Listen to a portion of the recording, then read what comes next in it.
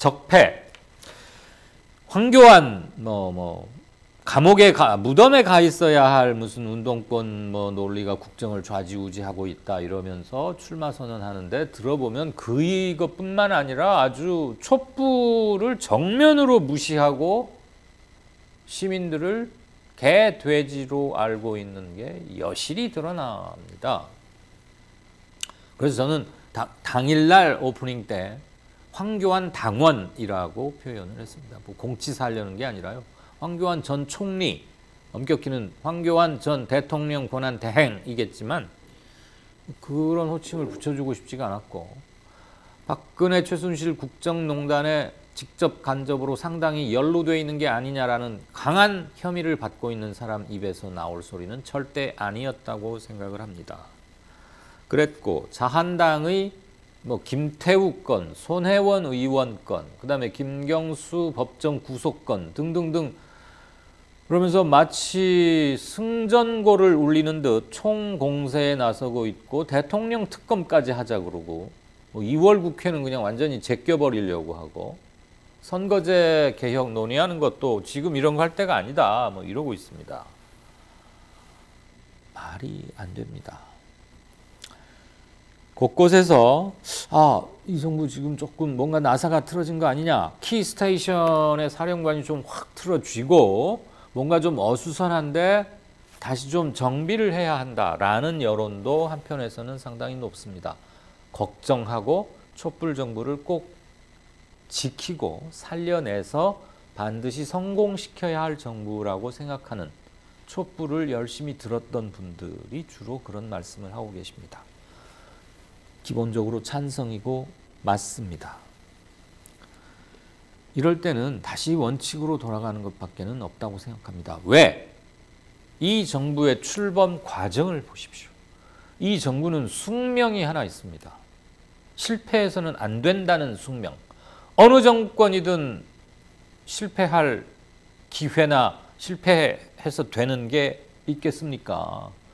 전체 국민과 우리 한반도 전체 민중의 명운이 달린 그것을 5년 동안 담임하는 그런 정권인데 당연히 그래야 되지만 박근혜 최순실의 단군 이래 최초로 듣도 보도 못했던 국정농단과 말도 안 되는 직무유기와 그냥 일반 서민 집도 그렇게 운영 안 하잖아요.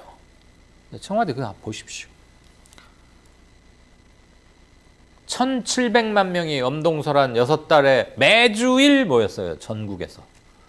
그렇게 해서 앞당겨 치러진 대선이고 출범한 정부입니다. 당연히 이건 시민의 위임을 받은 촛불 시민의 대리 정부라고 할 수 있고 문 대통령도 취임사에서 촛불혁명으로 들어선 정부다. 시민의 정부다. 이거 끝 임기 마지막까지 잊지 않겠다고 했습니다. 경제가 좀 나빠졌습니다. 한동안 작년에 서울 지역의 부동산 값이 뛰어서 기시감. 노무현 정부 때도 이런 일이 있었는데 혹시 재판 아니야? 왜 이렇게 경제는 힘든 거지? 관료들에 휘둘린다는 얘기도 있고 왜 이래? 일자리는 계속 안 좋고 더 문제는 나아질 가능성이 없어 보이고 지지율은 떨어지고 그럼 촛불은 이제 식었나? 그냥 2년 전, 3년 전의 기억일까? 이런 우려를 불식시켜야 합니다. 일단. 그러기 위해서는 메시지를 통해서인 것도 있고 행동을 통해서 분명한 메시지를 보낸 것 있죠. 개혁은 검찰만 하는 게 아닙니다. 공적 영역. 왜? 공중할 때 공짜 있죠. 공평할 공. 공짜가 들어가는 모든 조직과 공짜를 명찰에 달고 있는 모든 공직자, 공무원, 아무튼 공에서 적폐청산을 끌고 나가야 합니다. 왜? 국민이 그렇게 하라고 권리를 위임한 게 공이니까. 대통령 하나만 바뀌었다. 나머지는 실질적으로 바뀐 게 뭐냐? 관청에 가보면 예전하고 크게 다른 거 못 느끼겠다라고 말하는 분들 얘기 정말 귀담아 들어야 합니다. 공무원이 바뀌지 않으면 산하기관이나 기타 밑에 있는 공기관, 공사 이런 데들이 바뀌지 않고 그러면 사회 돌아가는 운동 논리, 자본의 운동 논리, 사회가 굴러가는 작동 논리는 예전하고 똑같네. 청와대 주요 포스트 멤버만 바뀐 거지. 실질적인 일하는 방식, 영어를 써서 죄송합니다. 워킹 시스템, 워킹 메소드. 개개인이 관청하고 맞닥뜨리고 어울려가면서 해야 할 일하는 구조는 하나도 바뀐 게 없네? 그럼 뭐야? 이런 말 나오죠. 제가 그 대안을 제시합니다. 어제와 결별하십시오. 아프더라도. 모든 결별은 아픕니다. 힘들고. 애인하고 헤어지면 그 생사를 도려내는 아픔이 몇 달, 몇 년을 가기도 하고 술에 쩔어서 폐인이 되기도 하고 그런 거 아닙니까? 그래도 헤어지게 되면 확실히 끊어야 하듯이 이건 뭐 애인과 헤어지는 그런 게 아니니까 적폐로부터 헤어지자면 어저께까지 익숙해 있던 것 누가 부르면 쪼로로 들고 가서 막 받아줬고 예 알겠습니다 하고 와서 오로지 그거에만 맞춰 그런 생각 자체를 바꾸고 의식을 바꿔야 합니다. 왜? 촛불 이전과 이후는 완벽히 다른 세상이 됐기 때문에 다른 세상으로 만들어가야 할 의무가 공짜 들어가는 사람들에게 있기 때문에 그래서 정부, 여당, 국회, 행정부에게 우리는 끊임없이 적폐 청산을 요구하는 겁니다. 재벌 문제가 있을 때는 재벌 개혁으로 검, 경 등 수사기관에 문제가 있을 때는 사법기관 개혁으로 법원이 문제 있을 때 사법농단, 판사 탄핵해야 된다. 인적 청산 없이는 해결이 될 수 없는 문제다. 다 분야별로 나오고 있지 않습니까? 시민들이 하는 얘기 공통점은 공짜 들어가는 관청이나 공짜 들어가는 사람들 그리고 그 공짜 들어가는 사람들을 지휘하는 리더들이 꼭 바뀌어야 한다. 이겁니다. 공무원들 어제까지 익숙한 방식으로 일하는 게 제일 좋습니다. 오늘 출근해서도 자 오늘 뭐 잘 해보지. 어떻게? 어제까지 한 방식으로. 왜?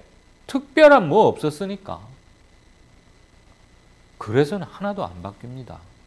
지금이라도 대통령, 국무총리 그리고 각부의 장관들 이 사람들은 다 국민으로부터 전권을 위임받은 대통령에 의해서 임명되고 국회의 동의를 거쳐서 그 자리에 직을 수행하고 있는 사람들입니다. 이들은 당연히 백성들의 의견, 시민들의 우선 당장은 들으면 아프지만 지적하는 거 들어야 할 의무가 있는 거예요. 공직자나 장관이나 총리나 대통령은 국민들을 위해서 봉사하는 게 아니고 국민들이 하라고 하는 것을 일사불란하게 완급은 조절해 갈 수 있겠죠. 돈 문제도 있고 서로에 묶여 있는 것도 생각하니까.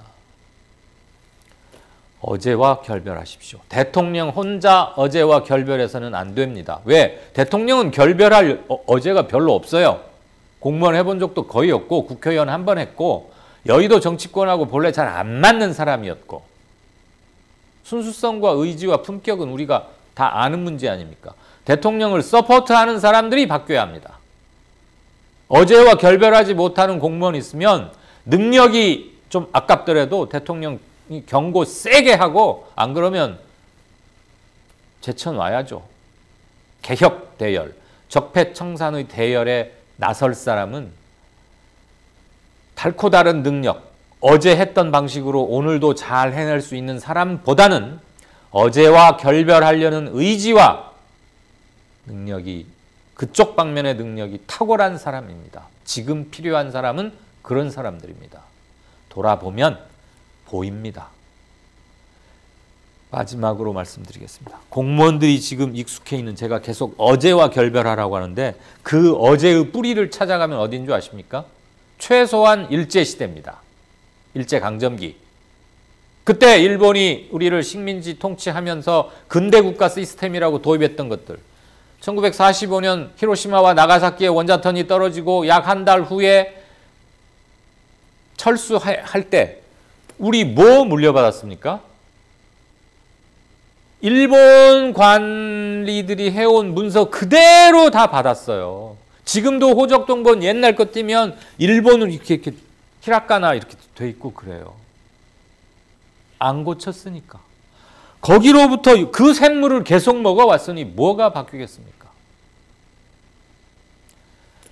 모든 부분이 좀 어수선하고, 그런데 반성할 거 있으면 분명히 반성하고, 빨리빨리 매듭 짓고, 사과도 필요한다면 하고, 그 대신 상대 정파에게는 좀 더 확실한 명분을 갖고 압박도 하고 요구도 하고 국민들에게는 설명하고, 그래서 운동화끈 다시 메고 적폐청산 가야 합니다. 설 연휴입니다. 내일부터. 음력 설의 의미는 모든 걸 새롭게 다시 시작하자는 거 아닙니까? 뉴스 행간이었습니다.